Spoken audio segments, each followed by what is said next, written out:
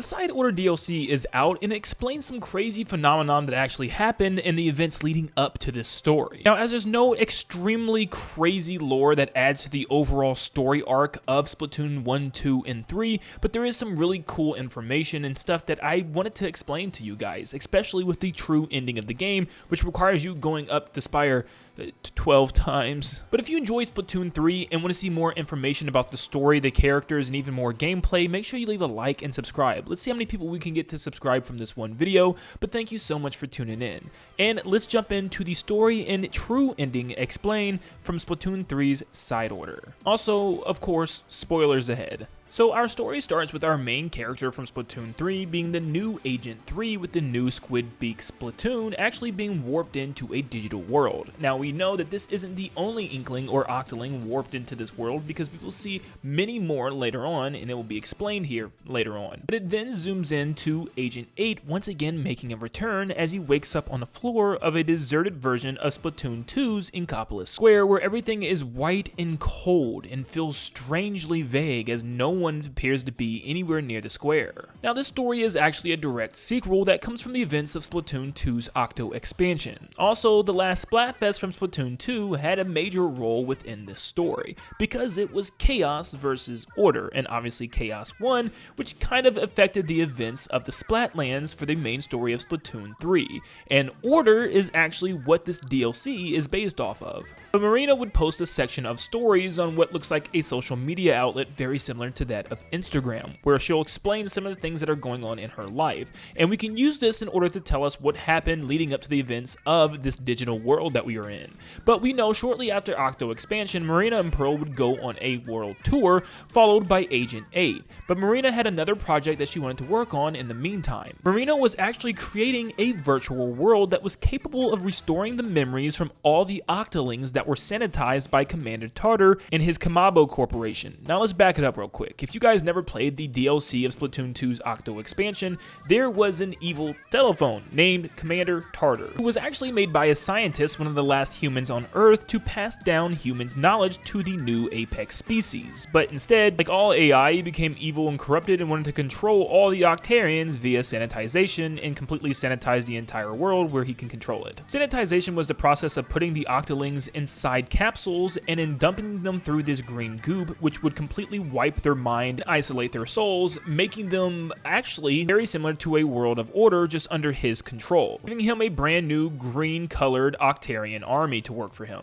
Now in the process of deleting the Octolings and Octarians' memories, they actually were converted into things called memcakes, which were little pieces of their memories that were scattered and left behind and mixed together in order to make a memcake. So Marina's goal was to use the data from Commander Tartar and also the existing memcakes in order to formulate a VR world where she can take those memories and extract them to place them back into the sanitized Octolings in order to help them regain their memories and better connect with their soul that had been detached. During her world tour, she would actually stay up late nights in order to work on this dimensional framework and eventually called it the Memverse, which would pull sanitized Octolings into a virtual world from their sea cucumber phones and place them in a series of fun challenges, rewarding them with colored chips that they can use to fill out their palettes. Think of a palette as the very essence or soul of the person. These work as a way to match the Octolings with their memories. Now the memcake stored the Octolings' memories and data, so Marina would use this info to mix it up and allow it to be spread amongst lots of color chips that the Octolings can sift through to find out which ones are actually based on their memories, so that way they can complete their own palette, restoring all their memories and completely restoring their souls once they reach the top of the tower and completely fill out their palette. The whole point of doing tasks on each floor and going through little missions is because repeating tasks and repeating the floors of the spire help the memories to stick better. But long story short, Commander Tartar was not good with organization and Marina couldn't find a way to match the memories with the correct users for the Octolings, so she thought of a way to just bring the Octolings into the framework and have them find their own memories through the different colored chips. This would then prove a lot of work for Marina alone, so she would hire a dedicated team of programmers and developers to help her with the project as well.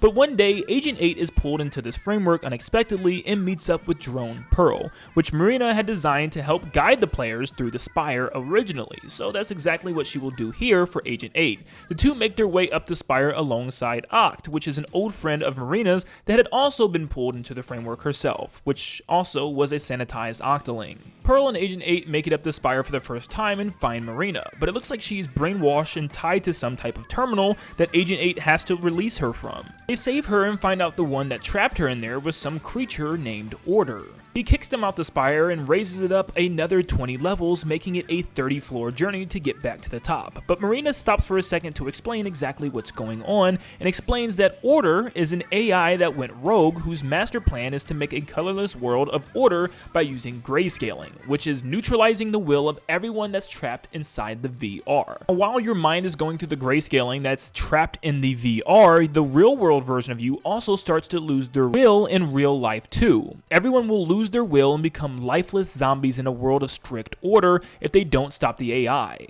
So our heroes must reach the control room, which is on floor 30, in order to take out Order and unplug him from his duties. So in order to do so, they have to pretty much do everything that Marina intended for good, but now in a much more dangerous version created by Order. This is not fun going through the floors, instead it's a level of survival, making sure that you can get away from the legions of black ink fish called the Gelatins, which were actually originally made to be fun, cute characters according to Marina.